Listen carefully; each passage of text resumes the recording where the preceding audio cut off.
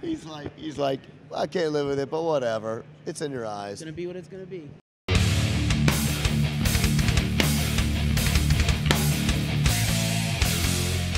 What's up, everybody? It's Keefe at Ghost Cult Magazine, ghostcultmag.com, and I'm here with John from Skillet. What is up, brother? What is up? Welcome to New York Comic Con. My first time. One of our first times. We were here last year, and this is amazing. It's amazing to be here with you. Because not only is it just a great time for Skillet and John, it's a great time because John and Skillet have their own graphic novel that I'm holding up. Eden. Is it out now or is it about to be out? It is out now. It is out now. Yes. Great. Still the best place to get it is still Amazon, though. Amazon. Yeah. Z2 Comics, great brand of comics. They not only do their own awesome comic books, but they partner specifically with bands. You may have seen books in the last couple of years from Baby Metal, Steve Aoki, Andy Black. But this book is the fastest selling book ever in the history of the comic book brand, which is incredible and a tribute to you guys. But it's also an awesome story, and that's what we're here to talk about, this amazing book, Eden. So I will stop holding up the book, and we'll just talk. I wanted to also take a careful look at your eyes and make sure they're not glowing purple. Yeah, I saw today. I saw Jen on the stage. I was making sure she didn't have a cybernetic arm. So, Eden, man, let's get into the stories. Yeah. It's a little bit of sci-fi. It's a lot of drama. There's some personal stuff in it. There's a little bit of like a sort of morality play in there. Great book, man. You co-wrote the book. The other writers with you and the artist created this amazing work. Well, thank you so much. You know, I love comics. And anybody that's followed me on social media for a little while knows that I talk about Marvel all the time, Batman, things like that. And I always imagined us doing a comic book because I was introduced to Kiss as a kid from comic, you know, and I was like, are they rock stars? Are they aliens? What are they?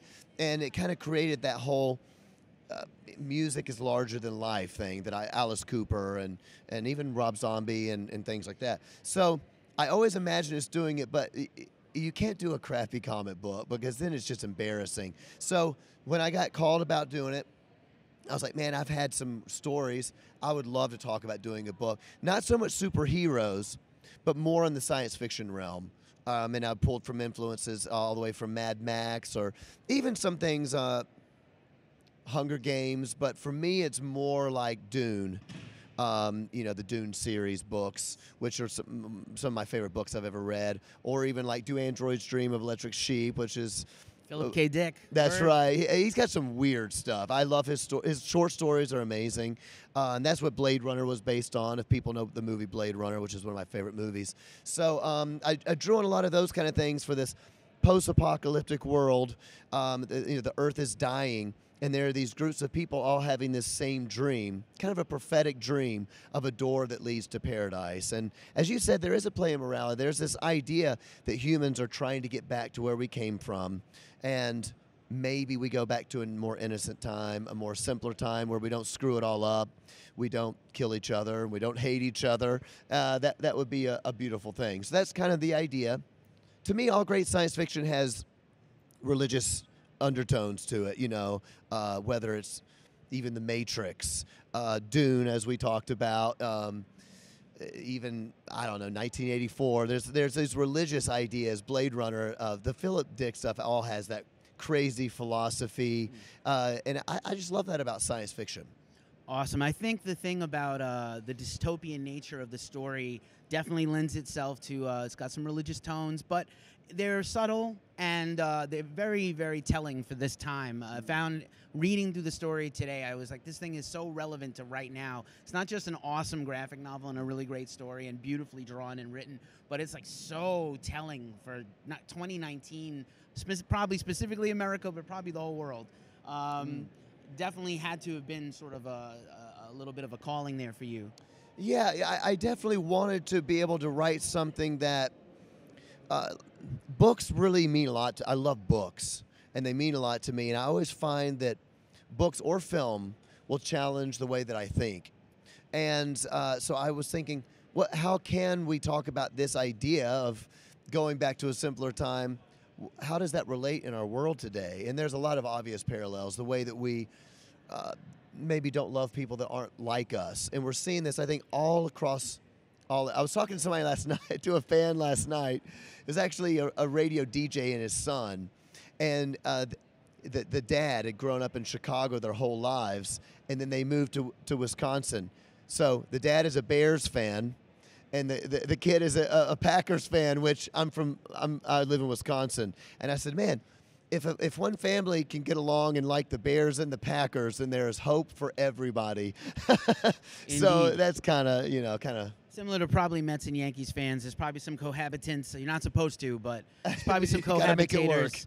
You have to make it work. You do. And yeah, I definitely found the story really, really compelling and beautifully drawn.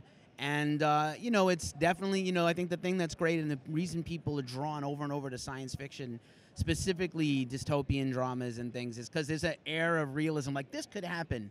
We are depleting this planet. But there's also sort of a hopefulness to it, too. I think that's the beauty of the story is it's sort of everybody banding together for kind of like we're stuck with each other, but we also need this. I think that's a really good take, because somebody was asking me, they're like, when you were writing the story, were you aware that you're writing a story like you write your songs? And I was like, no, but this might sound really stupid to some people. I've never written a book before, but after we finished it and I read the whole thing for the first time through, I was like, oh, this book reminds me of Skillet's music, and that it is hopeful, and it leaves you with that feeling of life is going to be okay. And fans tell me about my music all the time, that's what our music does. So it's an interesting thing. And not only that, I do want to give a plug for on the first page, there's a QR code that you get a free song. We wrote a song for the book. The song is called Dreaming of Eden. You can't get anywhere else. And it was just kind of a thing we wanted to do to give something extra to the fans, so check it out. Killer, man. It's super creative. I love that. And speaking of music, as we wind this down, what a great time for you to have this book out. Brand new record out just over the summer. Oh, yeah. You guys are in the middle. You took a break from the tour to be here for Comic-Con, Victorious Sky Tour. Victorious is the album on Atlantic Records. And we caught up with you at the beginning of the cycle when you were writing and recording. And here we are now that it's out. Killer record. Congratulations. Oh, thank you. And I know you have the sort of tour plans the rest of the year, but I wonder, will you play this song on tour? This is a pretty amazing song. We have not played it. And I had said to the band, I'm like, I wonder if we played, if anybody would even know it. Or it's like 3 people at the show have the book, or do 100 people have the book. I don't really know. But I would love to play it, because I actually really like the song. It's one of those things, sometimes like if a band was going to do a comic, you could assume that the book might be stupid. Like, in other words, it was just a cool fan piece. But the book is actually, I think, lives on its own. So I wanted to make a song that I actually liked. It wasn't just a throwaway song.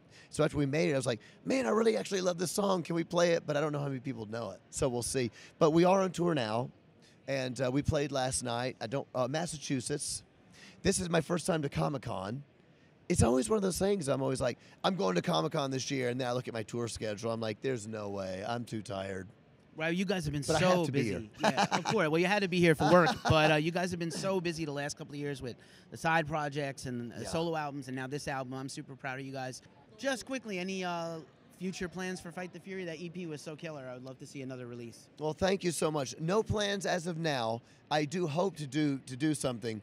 We're on hiatus because Skillet is taking up way too much time, but we will begin working on a new Ledger project for people who, my drummer Jen has her own project Ledger. We'll begin working on that in January while we're on tour. Never stop, baby. Never stop. To the top. Yeah. That's my song, Legendary. Yeah. Check it out. All right. Thank you, John. Last question, of course. I know you're a big Venom guy because we talked about the Venom movie last time I saw you, but if you could have a superpower, what would it be? Oh, none of my favorite superheroes fly, but I suppose I would love to be able to fly. Does that make sense? Totally. It's not my favorite superhero, but I guess if I could do anything, that'd be pretty awesome. Awesome. Personally, Professor X. I like to read minds. Oh, yeah. Oh, man. It would solve a lot of problems for the Keefster here. I'm Keefy from Ghost Cult Magazine. Once again, the wonderful and talented John from Skillet. Congratulations on the book. Thanks for being with us here at Ghost Cult. We're out. Later.